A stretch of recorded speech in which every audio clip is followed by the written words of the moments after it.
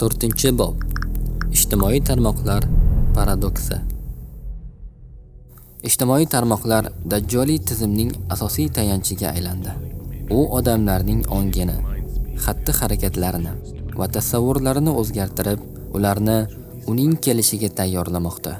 Har bir bosish, like va joylashuv kuzatuv ostida. Odamlar shuni bilsin, internetdagi har bir amali qayd etilmoqda. Siz qilayotgan har bir harakat ehtiyotkorlik bilan yozib boriladi. Ammo ko'pchilik buni sezmaydi.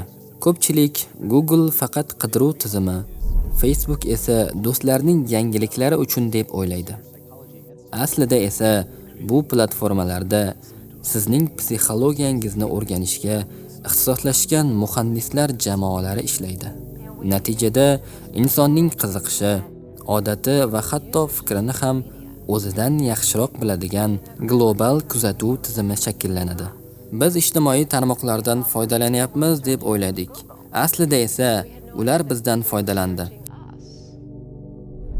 Google'da biz qidiryapmiz deb o'yladik. Aslida esa Google bizni qidirayotgan edi. Ushbu ma'lumotlar odamlarni boshqarish va nazorat qilishga xizmat qilmoqda.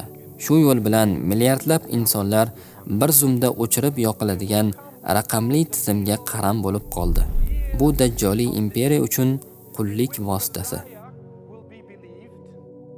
Payg'ambarimiz sollallohu alayhi va sallam aytganlar: kelajakda odamlar shunday aldamchi yillarga duch keladiki, yolg'onchi rostgo'y, ishonchli, rostgo'y esa yolg'onchi deb topiladi. Xiyonatkor ishonchli, omonatdor esa xoin hisoblanadi. Eng past, arzimas kimsalar xalq nomidan gapiradi.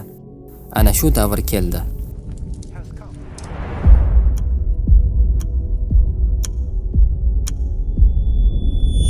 Bugun ijtimoiy tarmoqlar aynan shunga aylandi. Yolg'on ustun, haqiqat esa jim. Sayyoz bilimli influencerlar esa ommaviy fikrni shakllantiryapti. Ijtimoiy tarmoqlar ko'ngilochar vosita emas, balki inson ruhiyatini o'zgartiradigan, uni ajratib qo'yadigan va aldashni osonlashtiradigan psixologik quroldir.